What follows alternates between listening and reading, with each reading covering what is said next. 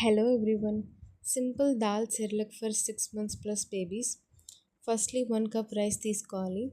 Half cup masoor dal, half cup పెసరపప్పు, half cup శనగపప్పు and 4 to 6 badams and కొంచెం వాము.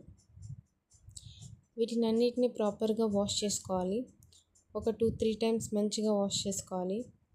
వాష్ చేసుకున్న తర్వాత ఎండకి ఆరబెట్టుకోవాలి. ఒక 2-3 అవర్స్ దాకా ఎండకి ఆరబెట్టుకోవాలి.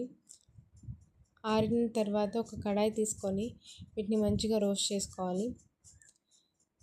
ఇలా రోస్ట్ చేసుకోవడం వల్ల ఏదైనా తేమ ఉంటే అది హీట్ అయిపోతుంది.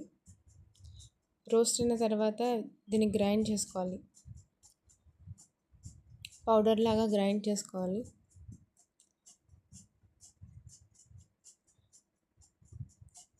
ఇలా ఫైన్ పౌడర్ లాగా గ్రైండ్ చేసుకోవాలి. గ్రైండ్ చేసుకున్న తర్వాత జల్లించుకోవాలి. ఈ సెర్లాక్ మనకి రెడీ అయిపోయింది.